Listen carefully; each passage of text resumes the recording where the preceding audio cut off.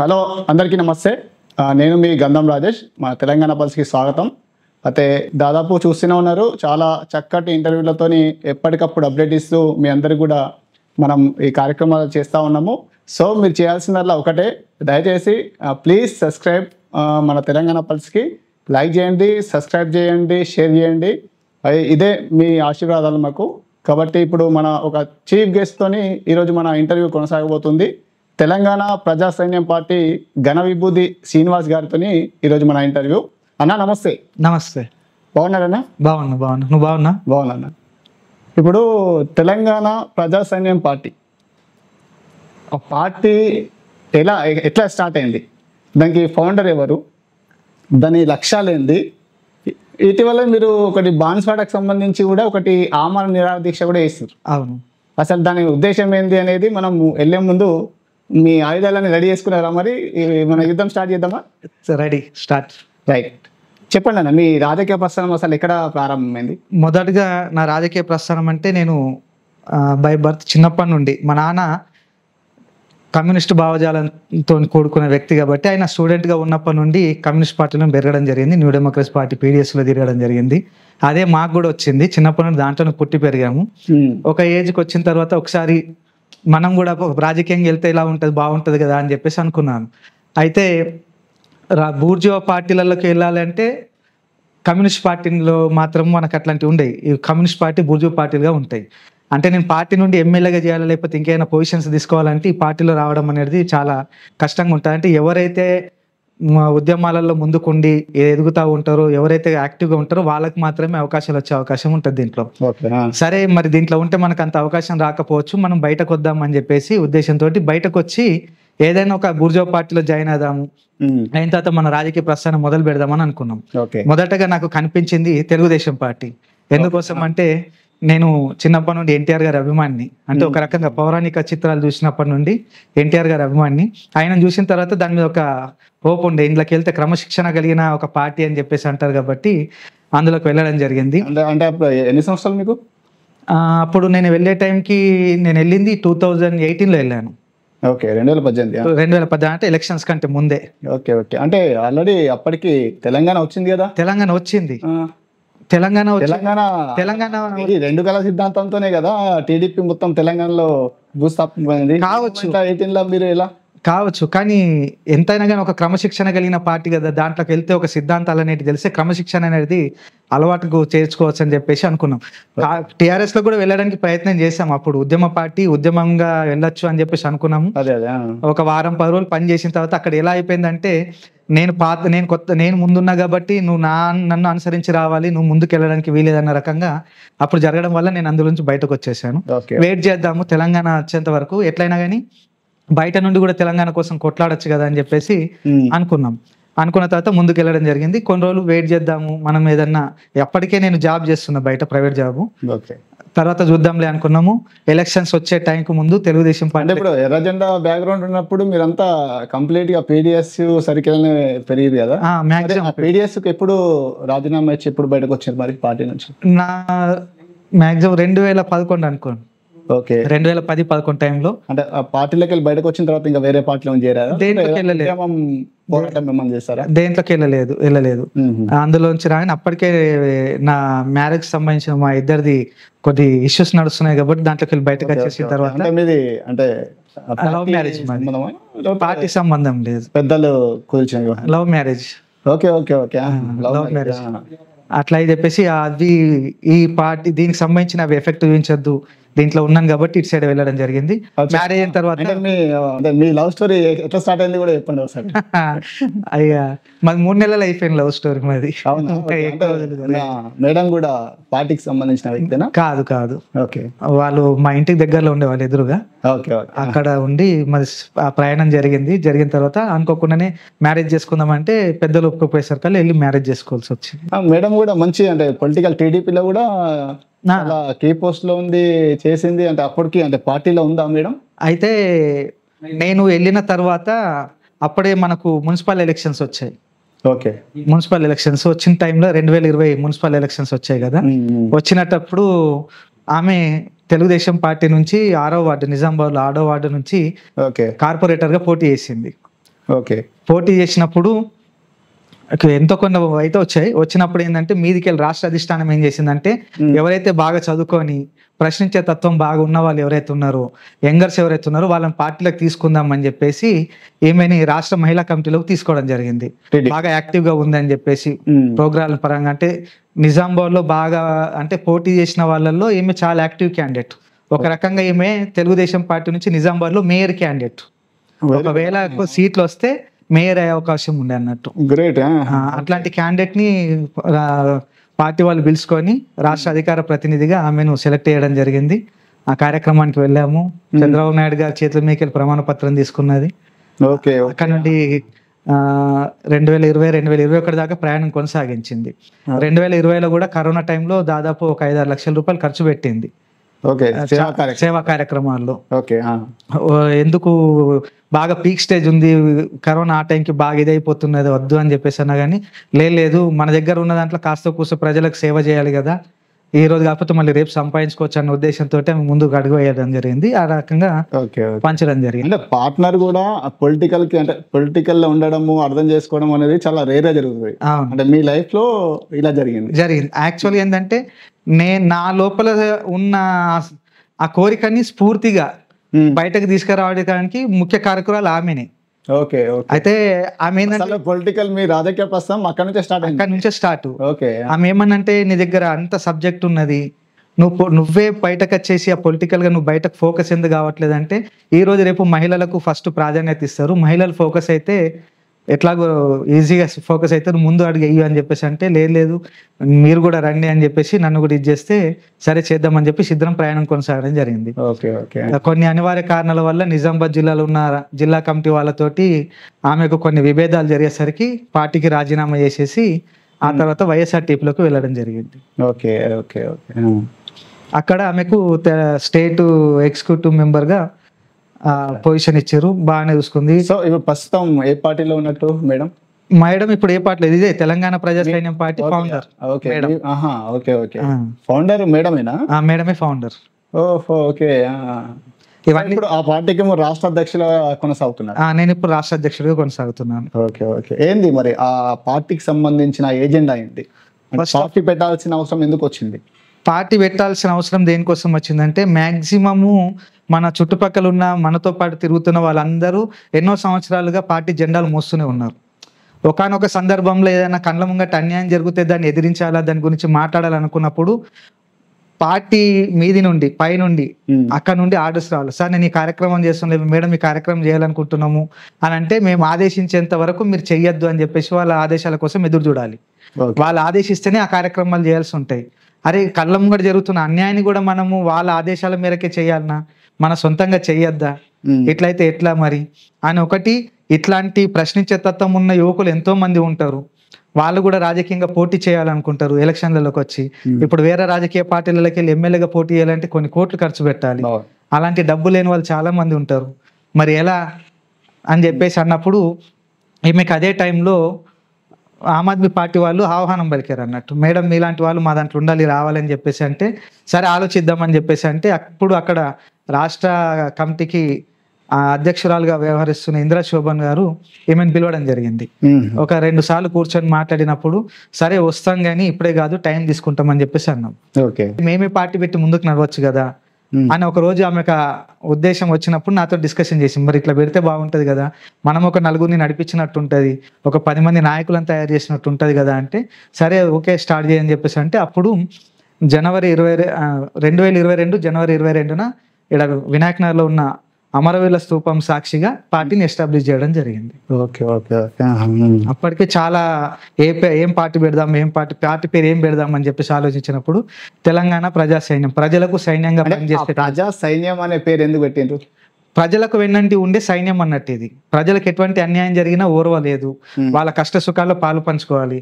వాళ్ళకి ఏమైనా అన్యాయం జరిగితే మేము ఉన్నామని చెప్పేసి వాళ్ళ తరఫున మేము కొట్లాడుతున్నాం అంటే ఒక సైన్యం లాగా వచ్చి మేము కొట్లాడతాం. పార్టీ అంటే జెండా కూడా అది కొద్దిగా అంటే బ్లూ కలర్ మిక్స్ అయ్యి బ్లూ కలర్ తో ఉన్నది, కొద్దిగా వైఎస్ఆర్టీపీకి కొద్ది దగ్గరగా ఉన్నది. అంటే ఆ పార్టీ భావజాలం ఈ పార్టీలో కూడా ఉన్నట్టు లేదు లేదు, ఆ పార్టీ భావజాలానికి ఈ పార్టీ భావజాలానికి చాలా తేడా ఉంటది. మీరు చూస్తున్నట్టు కింద చూస్తున్న డార్క్ బ్లూ కలర్ ఏమో బహుజనులకు సంబంధించింది. ఓకే. లైట్ బ్లూ కలర్ ఏదైతే కనిపిస్తుందో అది నిర్మలమైన మనస్సుకు, శాంతియుతమైన విధానానికి. తెలంగాణ మీకు వైట్ కలర్ లో తెలంగాణ కనబడుతుంది. ఈ వైట్ కలర్ లో ఉన్న తెలంగాణ రానున్న రోజులలో ఫ్యూచర్ లో ఎటువంటి ఆత్మహత్యలు లేకుండా సుఖ సంతోషాలతో ఉన్న తెలంగాణ కావాలి. దాని మధ్యలో ఉన్న పాలపిట్ట అది విజయానికి సంకేతం. ఓకే. మేము ఆ విజయం వైపు అడుగులు వేయడానికి మాకు సంకేతంగా మేము పాలపిట్టని పెట్టుకున్నాం. ఓకే. అది తెలంగాణ రాష్ట్ర చిహ్నం కూడా, రాష్ట్ర చిహ్నం కూడా అవును. 2 రకాలుగా యూజ్ అవుతుంది. మేము పాలపిట్టని తీసుకోవాల్సి వచ్చింది. ఓకే. ఓకే. అయితే అంటే మీ ప్రాపర్ నిజామాబాదేనా లేకపోతే ఎక్కడ? యాక్చువల్గా నేను పుట్టిందేమో ప్రస్తుతం ఉన్న కామారెడ్డి జిల్లా, ఇంతకుముందు ఉమ్మడి నిజామాబాద్ జిల్లా ఓకే. పిట్లం మండల్లో నేను పుట్టాను. పిట్లం మాది. పిట్లం ప్రాపర్ అంటే మా నాన్న అక్కడే పుట్టాడు. నేను పుట్టింది అంటే జుకల్ కాన్స్టిట్యున్సీయా? జూకల్ కాన్స్టిట్యున్సీ. ఓకే. నేను అక్కడే పుట్టాను కానీ పెరిగింది మొత్తం నిజామాబాద్లో. అంటే మా నాన్న పోస్ట్ మాస్టర్గా పనిచేయడం వల్ల ప్రాంతాలు ఆయన ట్రాన్స్ఫర్ అయిన కొద్దిగా అక్కడక్కడ ఫస్ట్ కామారెడ్డి, ఆ తర్వాత జూకల్ నుండి బాన్స్వాడకి వెళ్ళి నిజామాబాద్కి వచ్చాం. ఈ మధ్యలో ఈ బాన్స్వాడ లొల్లింది, బాన్స్వాడ జిల్లా వేయాలని చెప్పేసి, అంటే మీరు ఒక పార్టీ రాష్ట్ర అధ్యక్ష హోదాలో ఉండి బాన్స్వాడ జిల్లా వేయాలని చెప్పేసి ఆ ఆలోచన ఎందుకు వచ్చింది? అసలు ఎవరైనా చేపిస్తురా మీ వెనకాల ఉండి, లేకపోతే మీకు వచ్చిన ఆలోచన అది? అయితే ఈ ఆలోచన చేపిస్తున్నారంటే ఒక రకంగా చేపిస్తున్నారు. అది ఎవరు చేపిస్తున్నారంటే మా ప్రాంత ప్రజలే నాతో చేయిస్తున్నారు. ఓకే. ఏమన్నా పెద్ద లీడర్ ఉన్నారేమో? ఎందుకోసం లీడర్ అట్లాంటి వాళ్ళు లేరు, మాకు ప్రజలే పెద్ద లీడర్లు. ఓకే. మా వెనక ఇంకే లీడర్ ఉండడు. ఇంకొక విషయం ఏంటంటే తెలంగాణ ప్రభుత్వం, అంటే తెలంగాణలో కొత్త ప్రభుత్వం వచ్చింది అక్కడ, టీఆర్ఎస్ ప్రభుత్వం. అప్పుడు ఉన్న టీఆర్ఎస్ ప్రభుత్వం వచ్చిన తర్వాత, ప్రభుత్వాన్ని ఏర్పాటు చేసిన తర్వాత తెలంగాణలో ఉన్న జిల్లాలను ఎక్స్టెండ్ చేయాలి, ఇంకా వేరే జిల్లాలుగా మార్చాలనే ఉద్దేశంతో 33 జిల్లాలని కేసీఆర్ గారు తీసుకురావడం జరిగింది. ఆ 33 జిల్లాలు అయ్యే టైంలో బాన్స్వాడ జిల్లా కేంద్రం కూడా ఒక ప్రతిపాదన, బాన్స్వాడను కూడా జిల్లా చేయాలని చెప్పేసి ఒక ప్రతిపాదన అప్పుడే ఉన్నది. ఆ దాన్ని కూడా జిల్లా చేద్దామని చెప్పేసి కేసీఆర్ గారి మనసులో ఉన్నది. ఆ మాటని ప్రస్తుతము అక్కడ బాన్స్వాడని ఒక రకంగా చెప్పాలంటే ఏలుతున్న పోచారం శ్రీనివాసరెడ్డి గారి దృష్టి కూడా తీసుకొచ్చారు. మీ ప్రాంతాన్ని జిల్లా చేద్దాము, 3 కాన్స్టిట్యున్సీలు ఉన్నాయి, ఎల్లారెడ్డి, జుక్కల్, బాన్స్వాడ. ఈ 3 కాన్స్టిట్యున్సీలలో ఉన్న కొన్ని మండలాలు ప్లస్ మెదక్లో ఉన్న ఒక 2-3 మండలాలను కలుపుతూ జిల్లాను చేద్దాము అని చెప్పేసి అంటే లేదు. అంటే ఇప్పుడు ఈ కామారెడ్డి ఉంది కదా, కామారెడ్డి ఉంది కాకుండానా? కామారెడ్డి కాకుండా, ఓకే. కామారెడ్డి కాకుండా కామారెడ్డిలో అక్కడ సైడ్ కొన్ని ప్రాంతాలను కలుపుకుంటూ కామారెడ్డి జిల్లా, ఇటు కొన్ని ప్రాంతాలను కలుపుకుంటూ బాన్స్వాడ జిల్లా చేద్దామని చెప్పేసి. అయితే బాన్స్వాడ జిల్లా ప్రపోజల్ తీసుకొచ్చినప్పుడు పోచారం శ్రీనివాసరెడ్డి ఏమన్నారంటే ఇక్కడ జిల్లాని ఏర్పాటు చేస్తే గనక ఆయన ఏదైతే కడపలో చేస్తున్న అంటే మాక్సిమం అనుకుంటా కడప పాలన ఎట్లా ఉంటది, ఫ్యాక్షనిజం పాలన, ఆ పాలన అనేది ఇప్పటికీ అక్కడ నడుస్తుంది. పోచారం శ్రీనివాసరెడ్డి ఆయన అనుచరులు బాన్స్వాడలో కడపలాగా తయారు చేసిండు. ఇక నా మాటకు తిరుగుండద్దు, ఎవరన్నా వస్తే వాడిని ఒత్తేయాలా, అణచివేయాలా, వాడిని కనబడకుండా చేయాలని ఆయన ఉద్దేశం. ఒకవేళ బాన్స్వాడ కనుక జిల్లా అయితే అడ్మినిస్ట్రేటివ్ డిపార్ట్మెంట్స్ అన్ని అక్కడికి వస్తాయి. అడ్మినిస్ట్రేటివ్ డిపార్ట్మెంట్స్ వస్తే ఫండ్స్ వస్తాయి. ఈ ఫండ్స్ తో పాటు అక్కడ మెడికల్ కాలేజ్ వస్తుంది, ఇంజనీరింగ్ కాలేజ్ వస్తుంది, మిగిలిన ఉమెన్స్ కాలేజ్ రావచ్చు, ప్లస్ మిగిలిన విభాగాలు అక్కడికి వస్తే ఒక జిల్లా కోర్టు వస్తుంది, జిల్లా ఆసుపత్రి వస్తుంది. అడ్మినిస్ట్రేటివ్ డిపార్ట్మెంట్ మొత్తం అక్కడే ఎస్టాబ్లిష్ అయి ఉంటది కాబట్టి వీళ్ళు చేసే అరాచకాలకు ఖచ్చితంగా అడ్మినిస్ట్రేటివ్ డిపార్ట్మెంట్ అడ్డం పడుతుంది. కాబట్టి మనం చేయాలనుకున్నవి, దోచుకోవాలనుకున్నవి ఏవి జరగవు. కాబట్టి జిల్లా కేంద్రం వద్దు, మాకు రెవెన్యూ డివిజన్ కావాలని చెప్పేసి మాత్రమే ఇచ్చేశారు. ఏదైతే బోధనుకున్న రెవెన్యూ డివిజన్ అనేది కాస్త బాన్స్వాడకు రావాల్సి వచ్చింది. బాన్స్వాడకు రెవెన్యూ డివిజన్ అయిపోయింది. అయిపోయినప్పటి నుంచి ఏం చేసింది, చుట్టుపక్కల ఉన్న భూములు మొత్తం కబ్జా చేయడం జరిగింది. దానివల్ల బాన్స్వాడ జిల్లా కేంద్రం రాకుండా ఆయన అడ్డం పడడం జరిగింది. ఆయన పోచారం అంటారు మెయిన్ గా ఆయననే. ఇంకొకటి ఏంటంటే నాకు మినిస్ట్రీ ఇవ్వు, నాకు జిల్లా వద్దని చెప్పేసి అన్నాడు ఆయన. అందుకోసం ఆయనకు వ్యవసాయ శాఖ మంత్రిగా ఇచ్చి ఆ తర్వాత మళ్ళీ స్పీకర్ గా అవకాశం ఇచ్చిండు కేసీఆర్. లేకపోతే అప్పుడే మాకు జిల్లా వచ్చేది, ఏ రకంగా ఉండేది కూడా కాదు. అంటే వాస్తవానికి అంటే పోచారం కూడా బాగానే డెవలప్మెంట్ చేసింది కదా. అంటే బోధన ఇటు ఈ పక్కన కాన్స్టిట్యున్సీలతో పోల్చుకుంటే డబుల్ బెడ్రూమ్ కానివ్వండి, రోడ్లు కానివ్వండి, డెవలప్మెంట్ కానివ్వండి, అంటే కాస్త కూస్తో ఈ పక్క కాన్స్టిట్యున్సీ కంటే బెటర్ కదా. కాస్తో కూస్తో కాదు, అసలు ఆయన ఎందుకోసం డెవలప్మెంట్ చేసిండు ఆ ప్రాంతాలు జనాలు కూడా అర్థం చేసుకోవాలి. ఇప్పుడు చందూరు ఉంది, చందూరు దగ్గర రోడ్ డివైడింగ్ చేసిండు, అక్కడ డెవలప్మెంట్ కొద్దిగా కనబడుతుంది. ప్లస్ వర్ని దగ్గర కొద్దిగా డెవలప్మెంట్ ఉంటుంది. ఇప్పుడు ఏంటంటే బాన్స్వాడ నుండి నసరుల్లాబాద్ వరకు రోడ్ డివైడింగ్ చేసి డబుల్ రోడ్ వేయడానికి ప్రయత్నాలు చేస్తున్నాడు. ఇక్కడ ఏదైతే కోటగిరి, పొతంగల్, రుద్రూర్, చందూర్, వర్ణి ఇక్కడ ప్రాంతాలలో చాలా మట్టుకు ఆంధ్ర నుంచి వచ్చి సెటిల్ అయిన సెటిలర్స్ ప్రజలు చాలా మంది ఉంటారు అక్కడ.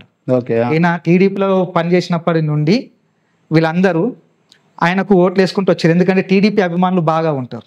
పోచారం వీళ్ళందరినీ అప్పటి నుండి వీళ్ళ గ్రిప్ లో పెట్టుకున్నాడు. ఎక్కడైతే ఆంధ్ర ప్రజలు ఎక్కువగా ఉన్నారో ఆ ప్రాంతాల్లో మాత్రమే డెవలప్మెంట్ ఉంటుంది తప్ప మిగిలిన ఏ ప్రాంతాల్లో ఉండదు. మీరు ఇంకొకటి కూడా అబ్జర్వ్ చేయాలి, బాన్స్వాడ పట్టణంలో మధ్యలో ఏదైతే రోడ్ డివైడింగ్ జరిగిందో అది పోచారం శ్రీనివాసరెడ్డి చేసింది కాదు. అది ఒకప్పుడు బాజిరెడ్డి గోవర్ధన్ ఎమ్మెల్యేగా ఉన్నప్పుడు చేసిన డెవలప్మెంట్. అది ఆ డెవలప్మెంట్ ఈయన చేసిన అని చెప్పేసి డబ్బా కొట్టుకుంటున్నారు తప్ప ఆయన చేసింది ఏం లేదు. ఇంకొకటి చుట్టుపక్కల ఏవైతే రోడ్లు ప్రపోజల్స్ వచ్చినాయి అవి కూడా బాజిరెడ్డి గోవర్ధన్ ఉన్న టైంలోనే వచ్చిన ప్రపోజల్స్. మీరు చూడండి, చందూరు వరకు మాత్రమే రోడ్ బాగుంటుంది. చందూరు నుంచి మోసరా ఎండింగ్ కొత్తపేట దాకా అక్కడ వరకు రోడ్ ఎక్కడ కూడా మీకు చూస్తే మొత్తం కచ్చా రోడ్ ఉంటుంది, అంత డెవలప్మెంట్ అంత ఉండదు, రోడ్ అంతా బాగుండదు, డ్యామేజ్ గా ఉంటుంది. మరి ఎందుకు ఉంది అట్లా? మరి అక్కడ వరకు ఎందుకు బాగుంది నీట్ గా, అక్కడ నుండి ఇక్కడ వరకు ఎందుకు బాగాలేదు? అవును, మరి వాస్తవానికి ఆ కొత్తపల్లి నుంచి వర్ణి వరకు ఆ రూట్ అంతా కొద్దిగా బెటర్. మరి మీరు ఇంకోటి చూడండి, మోసరా దాటిన తర్వాత మోసరా గండి నుండి బోధన్కి వెళ్ళే రోడ్ ఉంటుంది, ఆ రోడ్ కూడా డెవలప్మెంట్ ఉంటుంది. ఎందుకు డెవలప్మెంట్ లేదు? దీన్ని ఎవరైనా అడుగుతారా? ప్రశ్నించే వాళ్ళు ఉన్నారా? ఎవరు ప్రశ్నించారు? ఏమనంటే పోచారం శ్రీనివాసరెడ్డి డెవలప్మెంట్ చేసిన, వీళ్ళు డెవలప్మెంట్ చేసింది వాళ్ళ కోసం కాదు, ఈ రోడ్లన్నీ నీట్గా వేసుకున్నది, రోడ్లు మొత్తం వేసుకున్నది ఏంటంటే వీళ్ళకి ఏదైతే ఇసుక దండ వేస్తున్నారో వాళ్ళ ఇసుక లారీలు ఫ్రీగా వెళ్ళిపోవడానికి, స్పీడ్గా వెళ్ళిపోవడం కోసం మాత్రమే వాళ్ళు ఆ రోడ్లు వేసుకున్నారు. ఇంకొకటి డబుల్ బెడ్రూమ్ల విషయానికి వస్తే వాళ్ళ బండ్లు మంచి నడవడానికి కోసం తప్ప డెవలప్మెంట్ కోసం కాదు. అచ్చా, వాళ్ళ అరాచకాలు ఇన్ని కాదు. మీరు వెళ్ళి కాన్స్టిట్యూన్సీ లో ఏ ప్రజలకు అడిగినా ఏ గడపకి వెళ్ళినా ఇసుకకి పెట్టిన పేరు అయితే ఉందిలే, మొత్తం ఇసుక మాఫియా కింగ్ అని చెప్పేసి బాగా ఇప్పటికి కూడా బాగానే వస్తాయి కదా వాళ్ళు నడిపిస్తుంది. అది అరాచక పాలనే కదా నడుస్తుంది కదా. దాంతో పాటు ఈ డబుల్ బెడ్రూమ్లు అయితే కొద్దిగా పేదవాళ్ళకి పంచిండు కదా. పంచిండు అంటే ఇప్పుడు ఆయన కేసీఆర్ గారికి ఏమని చెప్పుకున్నా అంటే, ఇసుక డంపు నాదే, నా పక్కకే ఇసుక బొచ్చడు ఇసుక ఉంది, ఎంతైనా దొరుకుతుంది, నాకు డబుల్ బెడ్రూమ్లకు నాకు ఫండ్ ఇవ్వు, ఇసుకకు సంబంధించిన డబ్బులు మొత్తం ఖర్చు నేను చూసుకుంటా అన్నాడు. మరి అందులో ఎంత మందికి డబుల్ బెడ్రూమ్లు వచ్చాయి? అందరు పేదవాళ్ళకి అందరికి డబుల్ బెడ్రూమ్లు అందాయి? మరి లేదు కదా. ఆయనకు ఎవరైతే కార్యకర్తలు ఉన్నారో, దగ్గర ఎవరైతే ఉన్నారో వాళ్ళకి మాత్రమే డబుల్ బెడ్రూమ్లు అందాయి అక్కడ. మరి ఆ కాన్స్టిట్యూన్సీ లో ఎక్కడెక్కడ ఎన్ని డబుల్ బెడ్రూమ్లు కట్టానని చెప్పేసి ఒక శ్వేతపత్రం రిలీజ్ చేయమని చూద్దాం. అంటే ఈ విషయాలలోనే మీరు ఈ ఆమరణ నిరాదీక్ష, ఈ విషయాలే కాదు, ఇంకొకటి ఏంటంటే బాన్స్వాడ అనేది అంతర్రాష్ట్ర సంబంధాలతో కూడుకున్న జిల్లా కేంద్రం ఒకవేళ అయితే ఏ రకంగా అంటే, మాకు కర్ణాటక పక్కకే, కర్ణాటక పక్క అంటే బీదర్ జిల్లా ఉంది, ఇటు నాందేడ్ పక్కనే నాందేడ్ జిల్లా ఉంది. ఇంకొకటి చాలా మంది మీరు చూడండి, మద్నూర్లో ఉన్న వాళ్ళందరూ దెగ్లూరుకి వెళ్తారు మార్కెట్కి, జుక్కలో ఉన్న వాళ్ళు కూడా దెగ్లూరుకి వెళ్తారు. ఈ బిచ్చుకుంద వాళ్ళు మాత్రమే బాన్స్వాడకు వస్తారు. ఒక సర్టిఫికెట్ ఏదైనా కలెక్టర్ తో పని ఏదైనా అర్జీ పెట్టుకోవాలి సోమవారం రోజు అంటే, జుక్కల్ మండలంలో ఉన్న గుల్లా అనేది ఉంటుంది మహారాష్ట్ర కర్ణాటక బార్డర్ లో, ఆ గుల్లా నుండి ఒక వ్యక్తి ట్రావెల్ చేసి కామారెడ్డికి వచ్చేసరికల్లా సాయంకాలం అయిపోతుంది. ఆయన అర్జీ పెట్టుకోవాలంటే సోమవారం రోజు కలెక్టర్ దగ్గర ఒకటి ఇచ్చుకోవాలనుకుంటే, మెమోరాండం ఇచ్చుకోవాలనుకుంటే ఆయన సండే రోజు మార్నింగ్ వెళ్తే ఈవినింగ్ వస్తాడు. సండే రోజు నైట్ అక్కడ హాల్ట్ చేసి రైల్వే స్టేషన్లను, బస్ స్టాండ్లను, లేకపోతే రోడ్డు పక్కన ఎవరైనా చుట్టాలు లేకపోతే హోటల్ ఏదో ఒకటి తినేసి అక్కడ పడుకొని తెల్లారి పోయి కలెక్టర్ ఆఫీస్లో ఆయన టైం వచ్చేదాకా వెయిట్ చేసి ఇచ్చి రావాలి. మళ్ళీ ఆయన అక్కడ నుండి ఇక్కడి వరకు రావాలంటే సాయంత్రం అయింది అనుకోండి ఒకవేళ కామారెడ్డిలో, మళ్ళీ ఆ రోజు నైట్ అక్కడ హాల్ట్ చేయాలి. చేసి ఎర్లీ మార్నింగ్ అయిన బస్సు ఉంటే ఆ బస్సు పట్టుకొని మళ్ళీ ఆయన ఆ జుక్కల్ ఏరియాలో ఉన్న వాళ్ళ ఊరికి వెళ్ళాలి, గుల్లాకి వెళ్ళాలి. అంటే ఇంత రిస్క్ జరుగుతుంది. ఎన్ని కిలోమీటర్లు అంటే అందాజా అక్కడి నుండి కామారెడ్డికి రావాలంటే దాదాపుగా 100 కిలోమీటర్ల పైనే ఉంటుంది దూరం, డిస్టెన్స్. ఇంత ఇబ్బంది జరుగుతుంది. ఒకవేళ గనక బాన్స్వాడ జిల్లా కేంద్రం అయితే జుక్కల్ నుంచి బాన్స్వాడ 40 కిలోమీటర్లు, మద్నూర్ నుంచి బాన్స్వాడ 40 కిలోమీటర్లు, ఎల్లారెడ్డి నుంచి బాన్స్వాడ 25 to 30 కిలోమీటర్స్, నిజాం సాగర్ నుంచి Banswada 25 to 30 kilometres, Pitlam to Banswada 25 to 30 kilometres. అంటే గతంలో జిల్లా చేయాలని చెప్పేసి కూడా గతంలో కూడా కొందరు ఉద్యమం చేశారు అక్కడ. ఒక నెల రోజులేమో నిరాహార దీక్షలు చేశారు. చేసినా గానీ వాళ్ళ మీద అక్రమ కేసులు బనాయించి వాళ్ళని అనగదొక్కి వాళ్ళని భయాలకు గురి చేసి, ఎవడు అయినా గనక బాన్స్వాడ జిల్లా కేంద్రం అని చెప్పేసి నోరెత్తితే వాళ్ళకి తాట తీస్తాము, అవసరం అయితే కనబడకుండా చేస్తామని కూడా వార్నింగ్లు వెళ్ళాయి. ఆ విషయాలు మాకు కూడా తెలిసినవి చెప్పారు. ఇంకొకటి దీంట్లో ఒక డాక్టర్ పేరు తెలీదు, ఒక డాక్టర్ కూడా జిల్లా కేంద్రం కావాలని చెప్పేసి ఆయన దాని గురించి మాట్లాడితే ఆయన మొత్తం నీ హాస్పిటల్లో ఉండేది నువ్వు ఇక్కడ కనబడకుండా వేసేస్తామని చెప్పి బెదిరించడం కూడా జరిగింది. వెళ్ళి ఆయన క్లినిక్ ని కూడా ధ్వంసం చేసిరారు అక్కడ. అవునా? అట్లాంటి సందర్భాలు ఉన్నాయి. అచ్చా. అయితే మేము ఏమంటే బాన్స్వాడ జిల్లా కేంద్రం అయితే అంతర్రాష్ట్ర సంబంధాలతో పాటు అటు బీదర్ నుంచి ట్రాన్స్పోర్టేషన్ పెరుగుతుంది, ఇటు నాందేడ్ నుంచి ట్రాన్స్పోర్టేషన్ పెరుగుతుంది, మంచి డెవలప్మెంట్ అయితే మంచి మంచి ఇండస్ట్రీస్ వస్తాయి. అక్కడ పంటలు పండుతాయి, పత్తి పండుతుంది, మినుములు వండుతాయి, జొన్నలు వండుతాయి, గోధుమలు వండుతాయి, మంచి మంచి రకరకాల తృణధాన్యాలు ఉంటాయి అక్కడ, అవన్నీ వండుతాయి. అంతరాష్ట్ర సంబంధాలు పెరిగినప్పుడు జిల్లా కేంద్రం డెవలప్మెంట్ అవుతుంది. డెవలప్మెంట్ అయిందనుకో మంచి ఫండ్ వస్తుంది, అందరికి స్థానికంగా ఉన్న వాళ్ళకి అందరికీ ఉద్యోగాలు దొరుకుతాయి. మరి ఈ విషయంలో మరి 23వ తారీఖు మీరు చేపట్టినటువంటి దీక్ష ఎందుకు మరి భగ్నమైంది, ఎందుకు ఫెయిల్ అయింది? అయితే ఇక్కడ ఏం జరిగిందంటే అక్కడ ఉన్న కొందరిని నేను నమ్మడం జరిగింది. అన్నా నువ్వు రా, ఉద్యమం చేస్తున్నావు, నీకు సపోర్టింగ్ గా ఉంటున్నాము, మీరు వస్తున్నారు కదంటే వస్తున్నా అని చెప్పేసి అన్నాను. అయితే అంటే మీరు ఎక్కడ ప్లాన్ చేసుకున్నారు? బాన్స్వాడలో ఉన్న బస్ స్టాండ్ దగ్గర అంబేద్కర్ చౌరస్తా ఉంటుంది, అంబేద్కర్ స్టాచ్యూ. అంబేద్కర్ గారి స్టాచ్యూ ముంగట్నే నేను ఆమరణ నిరాహార దీక్ష చేస్తున్నా అని చెప్పేసి ఆల్రెడీ వారం 10 రోజుల ముందు నేను వాళ్ళకి స్టేట్మెంట్ ఇచ్చాను. నా ఇంటెలిజెన్స్ వాళ్ళకి కూడా వెళ్ళిపోయింది ఆ విషయము. లోకల్ ఉన్న నాకు సహకరిస్తున్న వ్యక్తులు కూడా చెప్పాను. అయితే నేను చందూరు వరకు వెళ్ళిన తర్వాత నేను చేసిన పొరపాటు ఏంటంటే నాకు ఒక వ్యక్తి ఫోన్ చేశాడు, ఎక్కడి వరకు వచ్చారు అని. నేను పలానా వరకు వచ్చాను, నేను ఇంకొక 15 నిమిషాలు అక్కడ ఉంటున్నా అని చెప్పేసి. ఆ లోపల పోలీసులు సెటరేట్ అయిపోయారు. నసరులాబాద్ అడవిలో ఒక పెట్రోల్ బంక్ ఉంటుంది ఎంట్రన్స్ లో, ఆ పెట్రోల్ బంక్ దగ్గర నన్ను లిఫ్ట్ చేయడం జరిగింది. ఇక్కడ ఒక రకంగా మేము వాళ్ళు ఏమనుకున్నారంటే మాది తొక్కేసామని చెప్పేసి అనుకుంటున్నారు, కానీ దీన్ని మేము మా ఒక రకంగా 50% to 70% మేము విజయాన్ని సాధించాము. ఎందుకోసం అంటే పోలీస్ యంత్రాంగం మొత్తము జిల్లా వ్యాప్తంగా నా కోసమే పనిచేసింది. ఎలా అంటే నేను ఏ దారిలోకి వెళ్ళి వస్తానో తెలియదు, ఎక్కడి నుండి వస్తానో తెలియదు, ప్రతి దారిలో పోలీస్ పికెటింగ్స్ పెట్టి ప్రతి బస్సు, ప్రతి కారు, ప్రతి ఆటో ఏది కనబడుతుంది అడ్డుకోవడానికి ప్రతి దాన్ని చెక్ చేశారు. అంత క్షుణ్ణంగా అంటే ఏలో కనబడితే అందులోంచి లాగేసుకుంది. అంతగలం భయం ఎందుకు? ఒక సామాన్య చిన్న పార్టీ, మొన్న పురుడు పోసుకున్న పార్టీ, ఆ పార్టీకి సంబంధించిన ఒక రాష్ట్ర అధ్యక్షుడిని నన్ను చూస్తేనే పోచారం శ్రీనివాసరెడ్డి గారు అంత గడగడలాడిపోయారు. జనాలు అంటున్నారు, అన్నా నువ్వు చేస్తాన్న దీక్షకు పోచారం పంచలు తడిసిపోయినాయి అన్న, అంత నువ్వు షేక్ చేసేసినావు, జిల్లాని షేక్ చేసినావు నువ్వు అని చెప్పేసి అంటూ. అంటే ఒక సామాన్యంగా ఉన్న చిన్న పార్టీ వ్యక్తి నేను ముందుకు వస్తే ఆయన అంత బాధపడ్డాడు. ఇది ఖాళీ మొదటి అడుగు, మొదటి విజయంగా మేము భావిస్తున్నాం. ఆ రోజు వాస్తవానికి ఆమరణ నిరాహార దీక్ష అంటే పర్మిషన్స్ తో కూడుకున్న పని ఉంటది కదా, మరి ఎలాంటి పర్మిషన్స్ మీరు పర్మిషన్స్ ఇవ్వరు, అడిగినా అని వేస్ట్, పర్మిషన్ ఇవ్వరు. ఓన్లీ రిలే నిరాహార దీక్ష. కేసులు అంటే మమ్మల్ని తీసుకెళ్ళి అక్కడ నుంచి లిఫ్ట్ చేసి తీసుకెళ్లారు.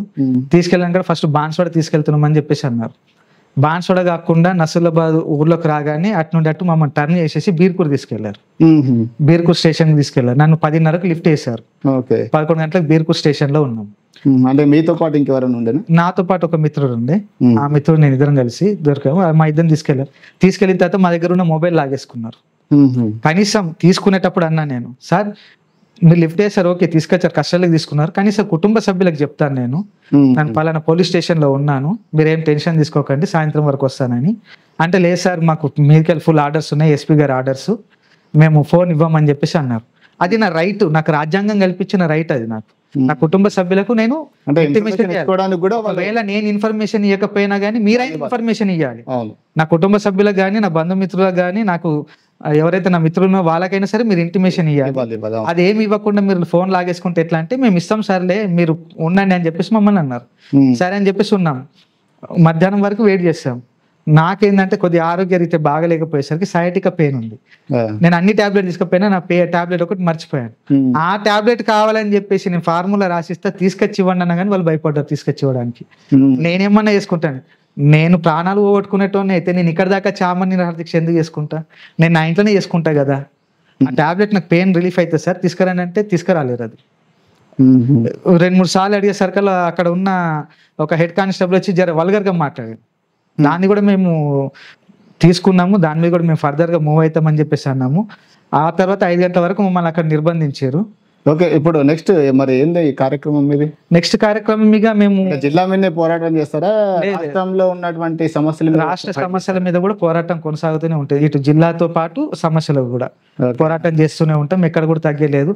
మాకు ఒక కాన్ఫిడెంట్ వచ్చింది ఈ ప్రోగ్రామ్ తోటి, చాలా గట్టి కాన్ఫిడెంట్. అంటే మీ పార్టీ జనాలకు వెళ్ళింది బాన్స్వాడకు సంబంధించి. జనాల్లోకి వెళ్ళేమో కానీ డిస్టిక్ లో ఉన్న ప్రతి ఒక్క పోలీస్ కానిస్టేబుల్ దగ్గర నుంచి పడితే పెద్ద పోలీస్ ఆఫీసర్ దాకా ప్రతి ఒక్క మొబైల్లో నా ఫోటో, మా బ్యానర్, తెలంగాణ ప్రజా సైన్యం పార్టీ బ్యానర్ ఉంది. అది మేము విజయం సాధించినట్టే. చాలా మంది అంటున్నారు పోలీస్ డిపార్ట్మెంట్ వాళ్ళు కూడా, సార్ మాకు నిజామాబాద్ జిల్లా బాన్స్వాడ జిల్లా అయి ఉంటే చాలా బాగుంటుండే, కనీసం నిజామాబాద్ జిల్లాలో కలిపినా కానీ ఇంకా బాగుంటుండే, అనవసరంగా మమ్మల్ని కామారెడ్డి ఏదో మూలకు తీసుకెళ్లి డ్యూటీలు వేస్తున్నారు సార్ ఎప్పుడు పడితే అప్పుడు, మీరు కొట్టాలి. మరి ఇప్పుడు ఈ జెడ్పీటీసీ ఎంపీపీ నోటిఫికేషన్ వచ్చిన సందర్భంగా మరి తెలంగాణ ప్రజా సైన్యం పార్టీ మరి స్థానిక ఎన్నికల్లో పోటీ చేస్తుంది? ఖచ్చితంగా చేస్తుంది. ఒక 20 మంది నిలబెట్టే. అంటే మీకు అన్ని పర్మిషన్లు వచ్చినాయా పోటీ చేయడానికి? చేయొచ్చు. అంటే దానికి కూడా స్టేట్ లో, రాష్ట్రంలో ఇట్లా ఉంటేనే ఇస్తారంట కదా ఫార్మాలిటీ? అట్లేం ఉండదు. ఇప్పుడు మనం పార్టీ పరంగా వెళ్తాము, పోటీ చేస్తాము. మనకు అంటే లోగో వచ్చే మనకి ఇండిపెండెంట్ లోగో ఇస్తారు. ఓకే. ఇండిపెండెంట్. ఇప్పుడు మీ పార్టీ గుర్తేంది? పార్టీ గుర్తు లేదు మనకు, రిజిస్ట్రేషన్ అయితే పార్టీ గుర్తు వస్తుంది. ఓకే. ఇప్పుడు అండర్ రిజిస్ట్రేషన్ ప్రాసెస్ లో ఉన్నాం. అయినా కానీ పోటీ చేయొచ్చు. మనం మన పేరు అక్కడ పెట్టుకుంటూనే సైడ్ కి ఇండిపెండెంట్ అని చెప్పేసి ఇస్తారు. మనకి సింబల్ కూడా ఇండిపెండెంట్ సింబల్ ఇస్తారు. అట్లా పోటీ చేసుకోవచ్చు. ఓకే.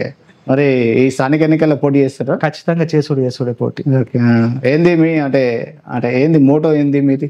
మోటో ఏంది అంటే ఫస్ట్ ఆఫ్ ఆల్ మాకు మా పార్టీ నుంచి మేము అనుకునేది ఏంటంటే, మీరు నిజామాబాద్ జిల్లాలో ఉన్నారు కాబట్టి, అంటే మీ మిస్సెస్ కూడా నిజామాబాద్ జిల్లాకు చెందిన మహిళ కాబట్టి, ఇక్కడ స్థానిక రాబోయే ఎన్నికల్లో గతంలో కూడా అవకాశాలు వచ్చినాయి. కార్పొరేటర్ పోటీ చేసి చైర్మన్ అంటే మేయర్ అయ్యే అవకాశాలు కూడా ఉన్నాయి అని చెప్పేసి అన్నారు. మరి మళ్ళీ భవిష్యత్తులో అవకాశం వస్తే మళ్ళీ పోటీ చేస్తారా? అంటే మీ పార్టీ నుంచి చేస్తారా? ఒకవేళ వేరే పార్టీ నుంచి ఆఫర్ వచ్చినా కూడా వేపిస్తారా? లేదు, ఇప్పుడు ఆమె చేయడానికి లేదు, కొద్దిగా రెస్ట్ తీసుకుంటుంది హెల్త్ పరంగా ఇష్యూస్ ఉండడం వల్ల. ఓకే. పార్టీని నేనే మూవ్మెంట్ లో తీసుకెళ్తున్నా ముందుకి. ఓకే. ఒకవేళ ఫ్యూచర్ లో ఆమె సెట్ అయితే డైరెక్ట్ ఆమె ఎమ్మెల్యేగానే చేస్తుంది. ఇక ఓకే. దేనికైతే లేదు, ఇంకా దేనికి లేదు. ఇక డైరెక్ట్ చేస్తే ఎమ్మెల్యేకే. లేదనుకుంటే ఆమె పార్టీకి బ్యాక్ బోన్ గానే ఉండి వెనుక నుండి మమ్మల్ని నడిపిస్తుంది. మరి మీ టార్గెట్ ఏంది రాబోయే రోజులలో? ఈ తెలంగాణ ప్రజాస్వామ్యం పార్టీ నుంచి మీరు ఏమవ్వాలనుకుంటున్నారు? మేమేమవడం కంటే ముఖ్యంగా ప్రజలకి ఏం చేయాలనేది మేము ఆలోచిస్తున్నాం. ఈ సమస్యలు ఏవైతే ఉన్నాయో సమస్యల మీద పోరాడుతూ ప్రజలకు ఏవైతే పథకాలు చేరువ కావాలనో, వాళ్ళకి కావాల్సిన రైట్స్ ఏవి ఉన్నాయో వాటిని ప్రజల తరఫు నుంచి మేము ప్రభుత్వం పైన పోరాడి వాళ్ళకి రావాల్సిన వాళ్ళకి ఇప్పియాలి. అదే ఫస్ట్ మా మోటో. అంటే రానున్న రోజుల్లో ఎమ్మెల్యేకి, ఎంపీకి చేస్తాం ఖచ్చితంగా. వచ్చే ఎలక్షన్ లో ఎమ్మెల్యే ఖచ్చితంగా పోటీ చేస్తాం. ఏ ఎజెండాతో వెళ్ళబోతున్నారు? సేమ్ ఇప్పుడు చెప్పిందే. అంటే ఇది ఒక మీ బాన్స్వాడకు సంబంధించింది. ఓవరాల్ గా రాష్ట్రంలో విద్యా వైద్యము, ఉచిత విద్యా వైద్యము, సమన్యాయం కావాలి, సత్వర న్యాయం కావాలి. అంటే ఇప్పుడున్న పార్టీ చేస్తలేమంటారా? చేస్తున్నారు, ఒక్కొక్కరిది ఒక్కొక్క వేలు వెళ్తున్నారు, అందరు అదే ఎత్తుకుంటున్నారు. ఇప్పుడు మొన్న కొందరు బీసీ వాదం అని ఎత్తుకొని ముందుకు వెళ్ళడం జరిగింది. కొన్ని పార్టీలు ఏమో, ఇప్పుడు కాంగ్రెస్ పార్టీ ఏమో ప్రజాపాలన అని చెప్పేసి వెళ్ళింది. ఇంతకుముందు బీఆర్ఎస్ వాళ్ళు ఏమో బంగారు తెలంగాణ అని చెప్పేసి అన్నారు. మేమేమిందంటే ప్రజలకున్న ఏవైతే ముఖ్యమైన అవసరాలు ఉన్నాయో ఆ ముఖ్యమైన అవసరాలు తీరితే ఆటోమేటిక్ గా బంగారు తెలంగాణ అవుతుంది. అవసరాలు తీరిపోతే అది ఈజీగా ప్రజాపాలన అయిపోతుంది. ప్రజలకు కావాల్సిన అవసరాలను తీర్చాలా. ఇప్పుడున్న అన్ని అడ్డమైన పథకాలను తీసుకొచ్చి ప్రజలను సోమర్లను చేస్తున్నారు. సోమర్లను కాదు మనం చేయాల్సింది, యువతకు సెల్ఫ్ ఎంప్లాయ్మెంట్ కల్పించాలి, మినీ ఇండస్ట్రీస్ ఏర్పాటు చేయాలి. ఆ మినీ ఇండస్ట్రీని ఏర్పాటు చేయడమే కాకుండా వాళ్ళకి ఆర్థికంగా ఏం అవసరం ఉన్నాయో వీటిని కల్పించాలి. కల్పించి ఇండస్ట్రియల్ పరంగా ఎవరైతే మేధావులు ఉన్నారో, చాలా మంది మేధావులు ఉన్నారు, చదువుకొని ఉద్యోగాలు లేకుండా ఎగ్జామ్స్ రాసుకుంటూ పాపం ఇంటి పట్టునే ఉండి వయసు మీద పడ్డ వాళ్ళు చాలా మంది ఉన్నారు. వాళ్ళ దాంట్లో చాలా మంది తెలివితేటలు ఉండి కొత్త ఆవిష్కరణలు చేస్తున్న వాళ్ళు ఉన్నారు. బిజినెస్ పరంగా ముందుకు వెళ్ళాలనుకునే వాళ్ళు ఉన్నారు. అట్లాంటి వాళ్ళకు ప్రభుత్వం చేయూతనిచ్చి ముందుకు తీసుకెళ్తే, ఇప్పుడు చైనా చూడండి, ఎక్కడ ఏ గల్లీలకైనా చిన్న కుటీర పరిశ్రమ ఉంటుంది అంట, చిన్న డెవలప్మెంట్ జరుగుతుంది. అట్లాంటిది ఇక్కడ ఉన్నాయి కూడా వికసిత్ భారత్ కానీ అట్లాంటివి కూడా మోడీ బాగానే చేస్తుంది. మోడీ గారు చేస్తున్నారు, కానీ ఇక్కడ తెలంగాణలో దాని ఇంప్లిమెంటేషన్ ఎక్కడ జరుగుతుంది? ఎక్కడికి వెళ్తుంది? సరే, మీరు కేంద్ర ప్రభుత్వం ఇచ్చిన వీటిని మీరు ఇంప్లిమెంట్ చేయకపోతే కనీసం రాష్ట్ర ప్రభుత్వం మన ఎంకరేజ్మెంట్ చేయాలి కదా. అట్లాంటి ఎంకరేజ్మెంట్స్ లేవంటారా? చేస్తలేదు.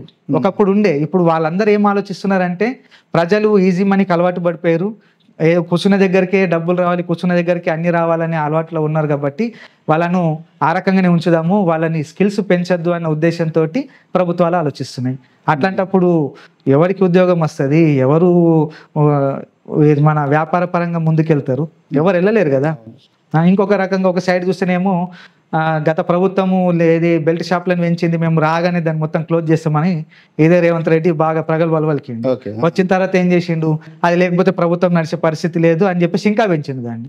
అవును, గతంలో 2 లక్షలు ఉన్నది ఇప్పుడు 3 లక్షలు చేసిండు మద్యం పాలసీ. అంతమంది లక్షల మంది ప్రజల సాక్షిగా, కోట్ల మంది ప్రజల సాక్షిగా ఆడపడుచుల గౌరవం ముఖ్యము, ఆడపడుచుల బాగుంటేనే మేము బాగున్నట్టు, వాళ్ళకి మేము బాగా ఫస్ట్ ప్రిఫరెన్స్ ఇస్తున్నామన్న రేవంత్ రెడ్డి కనీసం అన్న సిగ్గు తెచ్చుకోవాలి ఇంతనైనా.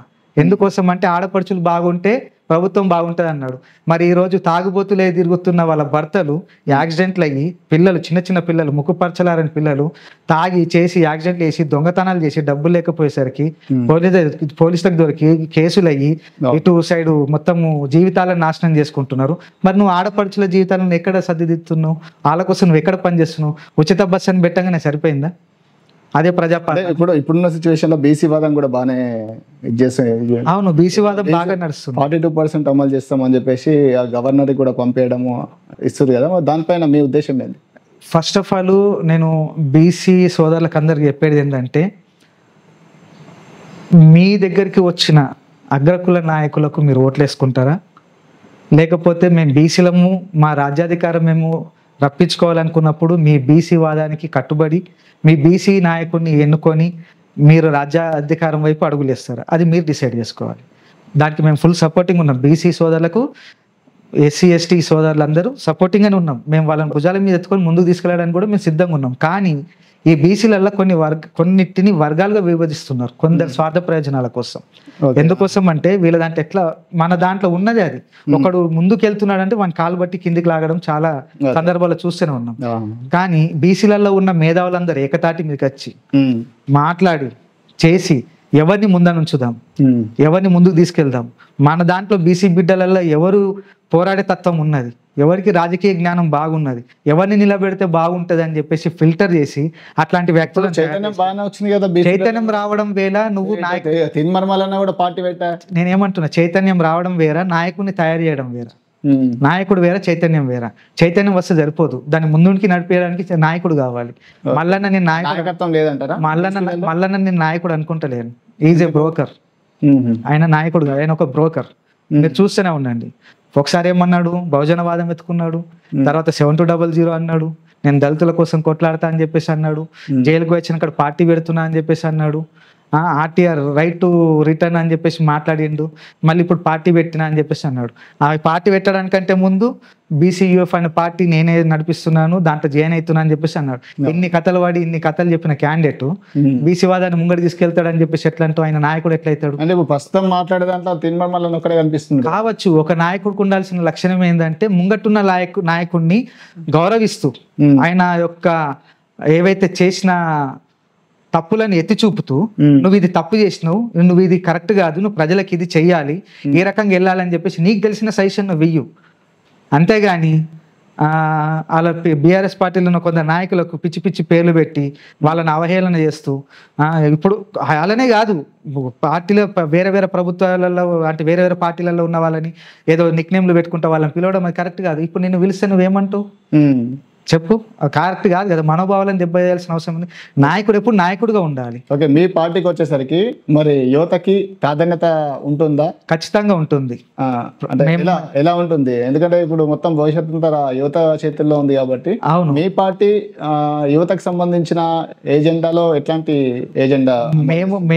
మా పార్టీలో ఉన్న యువరక్తానికి ఒకటే చెప్తున్నాం, వచ్చే వాళ్ళకు కూడా మేము చెప్తున్నాం, మీ దగ్గర డబ్బులు లేవు, మేము పోటీ చేసే అవకాశం మాకు లేదని మీరు అనుకోవద్దు, బాధపడద్దు, మా దగ్గరికి రండి. మీ లోపల మీకు ఏది కావాలనేది పార్టీ మొత్తం మీకు కార్యక్రమాలు పెట్టి రాజకీయ శిక్షణ తరగతులు ఇచ్చి మిమ్మల్ని రాటు తెలిసి మిమ్మల్ని ముందడికి తీసుకెళ్తాం. ఇంకొకటి, డబ్బులు ఉంటేనే నాయకుడు, డబ్బులు లేకపోతే నాయకుడు కాదు. డబ్బులు లేకున్నా కానీ నీ లోపల నాయకత్వ లక్షణాలు ఉంటే నీ వెనక చాలా మంది వస్తారు, జనాలు కూడా నీ ముందు నడుస్తారు. అన్ని పార్టీలు ఉండగా తెలంగాణ ప్రజాసైన్యం పార్టీలనే చేరాలంటే ఎందుకు అంటే, నేను నా పార్టీలో ఖచ్చితంగా చేరానని చెప్పేసి నేను అనట్లేదు. నా పార్టీలో ఉన్న సిద్ధాంతాలను, నేను చేస్తున్న కార్యక్రమాలను చూసి మాత్రమే రమ్మంటున్నా. పక్కన పెడితే ప్రస్తుతం అంటే మీ పక్క కాన్స్టిట్యున్సీ ఏదైతే మీరు బాన్స్వాడ జిల్లా అయ్యాలని చెప్పేసి ఉద్యమం చేస్తున్నటువంటి పక్క కాన్స్టిట్యున్సీలో బోధన్లో ఒకప్పుడు ఆసియా ఖండంలోనే ఒక అతిపెద్ద ఫ్యాక్టరీ ఉండే, ఎన్ఎస్ఎఫ్ ఫ్యాక్టరీ. ఈ రోజు ఆ ఎన్ఎస్ఎఫ్ ఫ్యాక్టరీ ప్రతి పార్టీ కూడా దాన్ని యూజ్ చేసుకొని తెరిపిస్తామంటున్నారే కానీ ఇప్పటి వరకు తెరిపించిన పాపాన్ని పోలేదు. ఇప్పుడు ప్రస్తుతం అక్కడ బోధన యువత పెద్ద ఎత్తున ఉద్యమాలు చేసి దాన్ని సాధించుకుందాం అని చెప్పేసి ఒక ఆలోచనతోని ఉద్యమ రూపకల్పన చేస్తుంది. దానికి అట్లాంటి వాళ్ళకి మీ పార్టీ మద్దతు, మీ సపోర్ట్ ఉంటుంది? ఖచ్చితంగా పూర్తి మద్దతు ఉంటుంది. జస్ట్ ఒక పిలుపు, ఒక ఫోన్ చేసి మీ మద్దతు కావాలంటే మద్దతు పూర్తి స్థాయిలో మేము అక్కడ వచ్చి కొట్టడానికి కూడా మేము సిద్ధంగా ఉన్నాం. ఓకే, అంటే మీ బాన్సాడ కోసమేనా దీక్షలు? రాష్ట్రంలో ఏ మూలకి ఏ సమస్య ఉన్నా, ఎవరికి ఏ సమస్య వచ్చినా దేనికోసం పోరాడమని పోరాడతాం. ఎన్ఎస్ఎఫ్ ఫ్యాక్టరీ కోసం కూడా మీ పోరాటం ఖచ్చితంగా. మన పోరాటంలో న్యాయం ఉందంటే ఎక్కడి వరకు వెళ్ళి కొట్లాడడానికి సిద్ధం. ఎవరికి భయపడలేదు, దేనికి భయపడాల్సిన అవసరం లేదు. న్యాయ పోరాటానికి ఎప్పుడు కూడా ముందే ఉంటాం, వెనకడికి వేసేది లేదు. దెబ్బలు తిన్నా సరే, లాఠీ ఛార్జీలు ఎన్నో దెబ్బలు తిన్నాం, దెబ్బలు తిన్నాం, రాటు తెలిపోయినాం. ఇట్లాంటి పోరాటాలు మనకేం కొత్త కాదు. ముందుకెళ్ళి కొట్లాడతాం, ఖచ్చితంగా కొట్లాడతాం తెరిపించడంలో. అవసరమైతే ఎందాకైనా సరే, ప్రభుత్వం మెడల్ వంచైనా సరే, సెంట్రల్ గవర్నమెంట్ ప్రభుత్వం మెడల్ వంచైనా మనం సాధించుకోవాలి. చివరిగా మా తెలంగాణ పల్స్ తరపున మా వీక్షకులకు కానీ ప్రజలకు కానీ మీరు ఇచ్చే సందేశం ఏంటి? ప్రజలందరికీ ఒకటే చెప్తున్నా, రానున్నవి స్థానిక ఎలక్షన్స్. ప్రస్తుతం రాష్ట్రంలో నడుస్తుంది బీసీ వాదం నడుస్తుంది. బీసీలు రాజ్యాధికారం కోసం కొట్లాడుతున్నారు కాబట్టి బీసీ సోదరులందరూ మీరు ఒకసారి ఆలోచించుకొని ఎవరు మన నాయకుడు, ఎవరు మన నాయకుడు కాదని ఆలోచించుకొని ఓటేయండి. ఇంకొకటి, మద్యానికి మరియు బిర్యానీ పొట్లాలకి డబ్బులకు ఆశపడి ఓట్లేయకండి. మంచి నాయకుని ఎన్నుకోండి, మంచి దారిలో నడవండి. మీరు మంచి దారిలో నడవండి, మీ నాయకుని కూడా మంచి దారిలో నడిపిస్తారని చెప్పేసి మేము ఆశిస్తున్నాము. అలాగే ఎప్పుడు ఏ సమస్య వచ్చినా కానీ ప్రజల తరఫున ఈ తెలంగాణ ప్రజాసైన్యం పార్టీ ఎప్పుడు వెన్నంటే ఉంటుంది. ఏ సమస్య పైన కూడా మేము కొట్టడానికి సిద్ధంగా ఉంటాం. ఇదండి ఘన విభూతి శ్రీనివాస్ గారితో మన తెలంగాణ పల్స్ ఇంటర్వ్యూ. అయితే పోరాడితే పోయేదేమీ లేదు, బానిస సంఖ్యలు తప్ప అనే నినాదంతో బాన్స్వాడ కాన్స్టిట్యున్సీ జిల్లా కావాలి, అక్కడ ఉన్న ప్రజలకి మేలు జరగాలని చెప్పేసి ఒక మంచి లక్ష్యంతో ఆమర నిరాహార దీక్ష, అంటే చావు నోట్లో తలబెట్టినట్టు ఈ ఆమర నిరాహార దీక్ష సైతం పూనుకున్నాడంటే ఘన విభూతి శ్రీనివాస్ గారి కమిట్మెంట్ ఏందో మనం అర్థం చేసుకోవచ్చు.